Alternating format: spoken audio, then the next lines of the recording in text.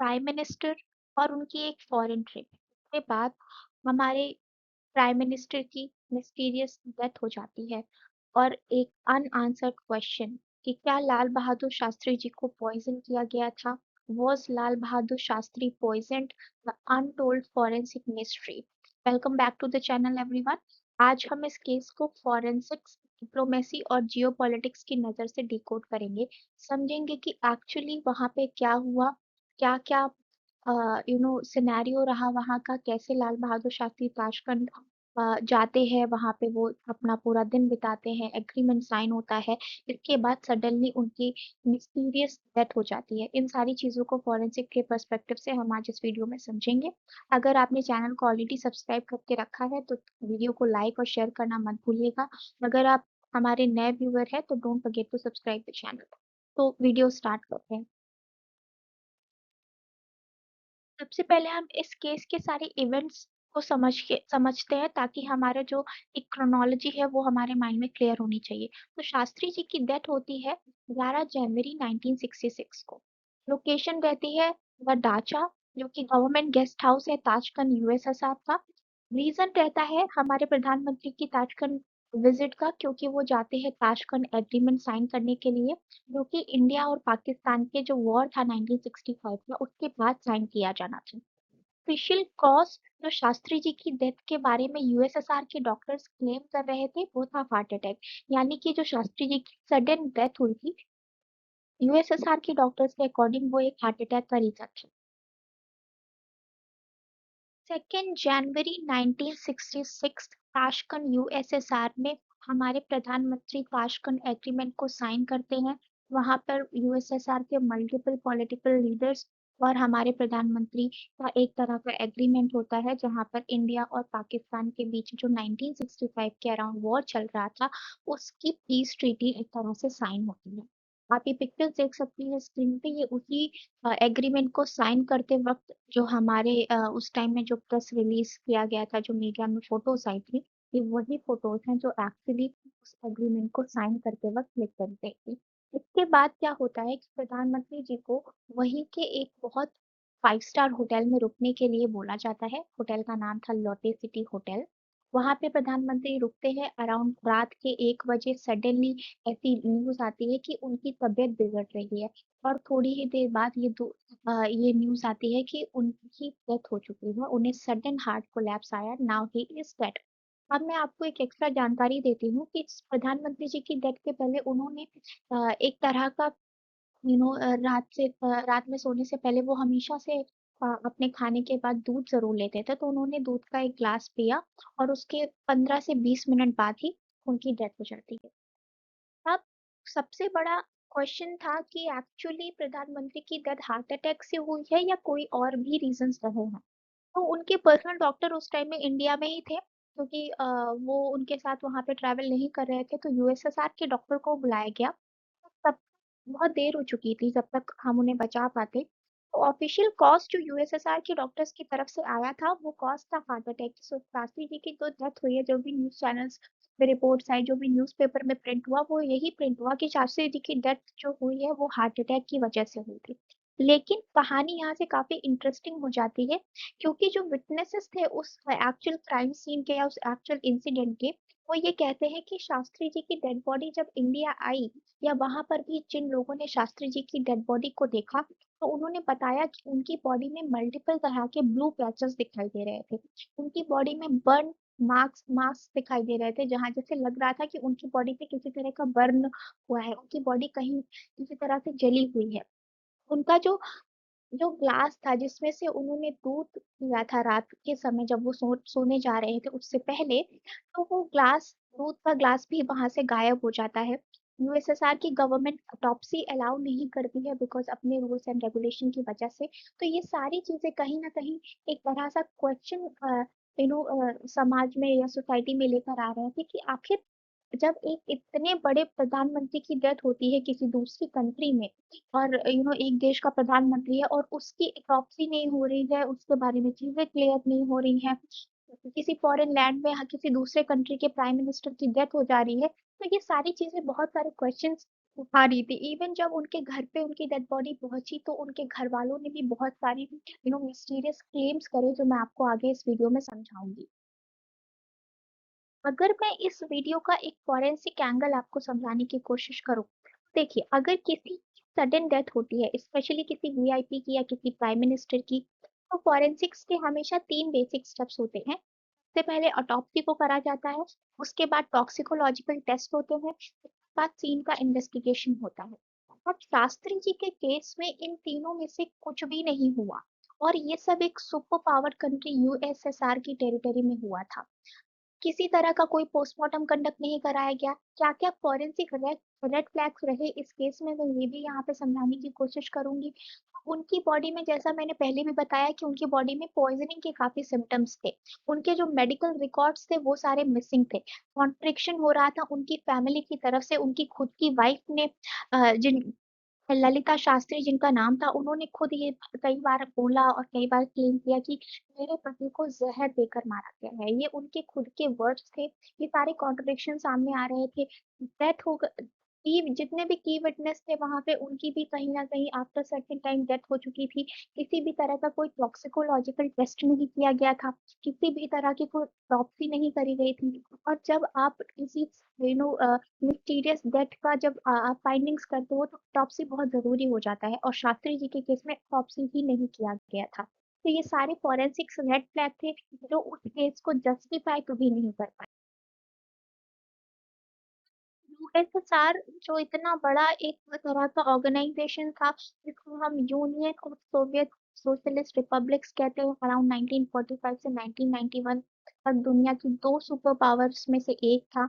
आज के टाइम में जो रशिया है, यूक्रेन है, कजाकिस्तान है, और जो 15 अदर कंट्रीज हैं, वो उस टाइम में मिलकर एक यूएसएसआर बनाते थे। कोल्ड वॉर का जमाना चल रहा था, सब कुछ पॉलिटिक्स और सीक्रेसी के साथ ऑपरेट होता था। उस टाइम में शास्त्री जी की डेथ हो जाना, और उसके बाद मल्टीपल तरह के कॉन्ट्रडिक्शन सामने आना, उसमें से एक बुक है जो शशि थरूर ने खुद से लिखी है, और जो कि उन्होंने दाशकन फाइल्स के नाम से ये बुक है। उसमें उन्होंने सारी चीजों को एक्सप्लेन किया है, सारे कॉन्ट्रडिक्शंस को सामने लेके आए हैं। उस बुक का मैंने ये पार्ट यहाँ पे इंक्लूड किया है, कि जो उनकी बॉडी में अनयूजुअल सिम्टम्स दिखाई दे रहे थे एटॉप्सी फाइंडिंग्स के साथ। उनके फैमिली मेंबर्स ने काफी कुछ क्लेम किया, बट और ये तक बोला उनके फैमिली मेंबर्स ने कि उनकी बॉडी से स्ट्रेन्ड ओडर, यानी कि कुछ अलग तरह की स्मेल आ रही थी। यूजुअली वो स्मेल पॉइजनिंग के की वजह से आती है। जो टॉक्सिकोलॉजिकल रिपोर्ट्स आई थी, original autopsy didn't include any toxicological test. Okay, तो अगर सस्पिशियस डेथ होती है तो किसी तरह का टॉक्सिकोलॉजिकल टेस्ट परफॉर्म होना चाहिए था, बट वो भी नहीं हुआ, जिसके थ्रू हम ये डिटेक्ट कर सकते थे कि क्या एक्चुअली उनकी डेथ पॉइजनिंग से हुई है या नहीं हुई है। जितने भी मेडिकल रिकॉर्ड्स उस टाइम में सामने आए थे, वो भी खुद को प्रॉपरली एक्सप्लेन नहीं कर पा रहे थे। पहले से शास्त्री जी, ऑब्वियसली जब कोई प्रधानमंत्री किसी दूसरी कंट्री में विजिट करता है, तो उसके वहां जाने से पहले उसका प्रॉपर हेल्थ चेकअप होता है, सारे प्रिकॉशंस को मेजर किया जाता है। शास्त्री जी पूरी तरह से स्वस्थ थे, उनको किसी तरह की कोई प्रॉब्लम नहीं थी।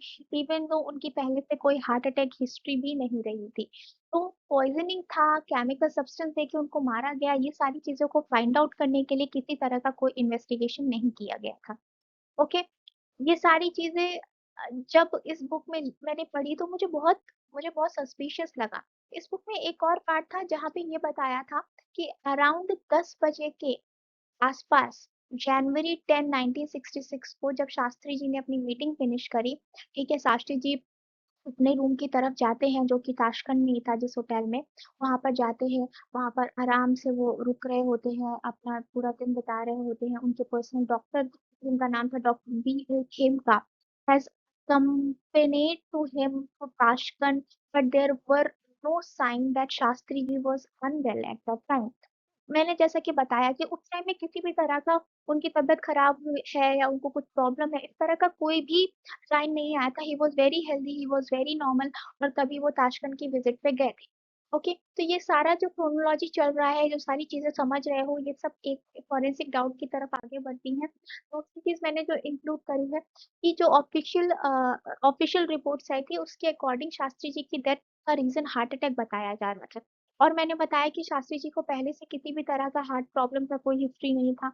शास्त्री जी की बॉडी को फुल्ली एग्जामाइन भी नहीं किया गया था, कि रीजन एक्चुअली पता करने की कोशिश ही नहीं करी गई कि उनकी डेथ हुई कैसे हुई, एक्चुअली कैसे हुई, ठीक है। और वो जिस ग्लास से उन्होंने दूध पिया था, वो ग्लास भी गायब हो चुका था। सबसे बड़ा क्वेश्चन उस टाइम में ये हो सकता था कि वो ग्लास कहाँ गया जिससे शास्त्री जी ने एक्चुअली मिल्क कंज्यूम किया था रात में। तो इस केस को हम पॉइजनिंग एलिगेशन के साथ कैसे लिंक कर सकते हैं? सबसे बड़ा पॉइंट हमारे पास रहता है कि हमारे प्रधानमंत्री का किसी तरह का कोई पोस्टमार्टम नहीं हुआ था, ठीक है। Despite being a sitting PM who died in abroad, no autopsy was allowed in USSR. तो यूएसएसआर के रूल्स एंड रेगुलेशन के हिसाब से वहां पे किसी तरह का ऑटोप्सी नहीं हो सकता था, बट किसी देश के प्रधानमंत्री की डेथ हुई थी, फिर भी वहां पे ऑटोप्सी को अलाउड नहीं किया गया। इंडिया, सबसे इम्पोर्टेंट बात कि इंडिया की तरफ से किसी तरह का फोर्सफुल इंसिस्ट भी नहीं किया गया कि प्रधानमंत्री की ऑटोप्सी की जानी चाहिए। तो ये सारे रेयर और सारे रेयर डाउट्स हैं, सारे बहुत बड़े रीजंस हैं जो कि फॉरेंसिक डाउट्स की तरफ इशारा करते हैं। उनकी बॉडी में विजिबल साइन थे जो कि पॉइजनिंग के बारे में बता रहे थे। उनका फेस स्वेलन था, उनकी बॉडी में छोटे छोटे कट मार्क्स थे, ठीक है। और उनके मुंह से वाइट वाइट फोम भी निकल रहा था, जो यूजुअली पॉइजनिंग के केसेस में ऐसा होता है। उनकी वाइफ ने क्लेम भी किया था that he was poison. Okay. इसके बाद शास्त्री जी के पर्सनल डॉक्टर थे, डॉक्टर आर एन चोक। उन्होंने भी मल्टीपल कॉन्ट्रडिक्शंस किए। उन्होंने बोला कि उन्हें हार्ट अटैक नहीं आ सकते हैं, उनकी अभी तक ऐसी कोई हिस्ट्री नहीं रही है। ओके। और इसके बाद एक बहुत मिस्टीरियस फैक्ट था कि उनके जो पर्सनल डॉक्टर थे उनकी भी डेथ हो जाती है एक रोड एक्सीडेंट में। उनकी वाइफ की डेथ भी हो जाती है उसी तरह के सिमिलर एक्सीडेंट में। और यूजुअली उस केस से जुड़े जितने भी लोग थे या जितने भी इम्पोर्टेंट फैक्टर्स या पीपल आप कह सकते हो, इंडिविजुअल कह सकते हो, उन सब की कहीं ना कहीं after certain time, after so many years, एक मिस्टीरियस डेथ हो जाती है। तो ये सारे क्वेश्चंस यू नो आज के टाइम में बहुत बड़े सवाल बन जाते हैं, स्पेशली जब हम हमारे देश के इतने बड़े अथॉरिटेटिव फिगर की बात करते हैं। फॉरेंसिक्स इस बारे में क्या कह सकता है, क्या क्या उस टाइम में किया जा सकता था जो नहीं हुआ? तो सबसे इम्पोर्टेंट था ऑटोप्सी। ऑटोप्सी होना बहुत जरूरी था, जो कि नहीं हुई। उसके बाद टॉक्सिकोलॉजिकल स्क्रीनिंग करी जा सकती थी, क्या एक्चुअली उनकी डेथ किसी पॉइजन से हुई है या नहीं, ये चीज पता करी जा सकती थी। हिस्टोपैथोलॉजी ऑफ ऑर्गन्स की स्टडी हो सकती थी, स्पेसिफिक स्पेशली उनके डाइजेस्टिव एरिया की स्टडी हो सकती थी, क्या किसी तरह का ड्रग या किसी तरह का पॉइजन उनके विसरल पार्ट में प्रेजेंट है या नहीं है। केमिकल एनालिसिस हो सकता था फूड एंड ग्लास का। एक पार्ट जो यहाँ पे इंक्लूडेड नहीं है कि अगर वो ग्लास हमारे पास होता जिसमें शास्त्री जी ने दूध पिया था, हम उसका एनालिसिस करके उससे फिंगरप्रिंट्स निकाल सकते थे, या उस दूध में एक्चुअली पॉइजन था या नहीं, ये चीज भी पता करी जा सकती थी। ओके। तो ये सारी चीजें बताती है कि कैसे डिप्लोमेसी ओवरराइड करती है फॉरेंसिक्स को, कैसे international relations can suppress scientific investigation. तो जब बात पॉलिटिकल पर्सपेक्टिव की आती है, जब बात पॉलिटिक्स की आती है, तो बहुत सारी चीजें छोटी छोटी चीजों को डोमिनेट करने लगती हैं, बहुत सारी चीजें साइंस को ओवरराइड कर देती है। तो उस वक्त बहुत जरूरी हो जाता है कि हम जागरूक रहें, हम सतर्क रहें, और हम ये समझते हुए आगे बढ़े कि एक देश के लिए क्या चीजें हित में हो सकती है और क्या चीज हमारे लिए बहुत बड़ी प्रॉब्लम आगे चल के बनाई जा सकती है। शास्त्री जी की डेथ के अराउंड जो क्लासिफाइड डॉक्यूमेंट्स थे, जिसमें से 17 सीक्रेट फाइल्स शास्त्री जी की डेथ पर आज भी पब्लिक नहीं करी गई हैं। अगर सब नॉर्मल था तो फिर ये सारी चीजें इतना सीक्रेट रखने का क्या मतलब है? इवन आज के टाइम में भी वो सारी चीजें पब्लिक के सामने प्रॉपरली नहीं आ पाई हैं। ये केस सिर्फ एक डेथ मिस्ट्री नहीं है, ये एक इंटरनेशनल रिलेशंस का केस है, क्योंकि इंडिया और यूएसएसआर बहुत क्लोज एलाइज बनने वाले थे उस टाइम में। पाकिस्तान के साथ एक एग्रीमेंट साइन हुआ था, कोल्ड वॉर में अमेरिका वर्सेस यूएसएसआर का पावर गेम था। पीएम की डेथ फॉरेन लैंड में हुई थी, इससे बड़ी बात कुछ हो ही नहीं सकती है। डिप्लोमेटिक प्रेशर क्रिएट हो सकता था, इसके इन्वेस्टिगेशन पर पॉलिटिक्स का शैडो रहना बहुत नेचुरल बात थी। बट क्या हम उस टाइम में इतने पावरफुल थे? क्या इंडिया अपने लिए इतना स्टैंड ले सकता था कि हम अपने प्रधानमंत्री की जो सडन डेथ हुई है उसके लिए आवाज उठा पाए? तो ये सारी चीजें इस चीज को बहुत इंटरेस्टिंग और बहुत मिस्टीरियस बना देती हैं। मल्टीपल ऑथर्स ने इसमें अपनी बुक्स लिखी है। मैं रिकमेंड करूंगी कि ताशकंद फाइल्स जो डॉक्टर शशि थरूर ने लिखा है, आप उन्हें जरूर पढ़ें। Thank you so much everyone for watching this video. Keep watching the channel and keep subscribing and keep sharing the video. Thank you so much. Take care.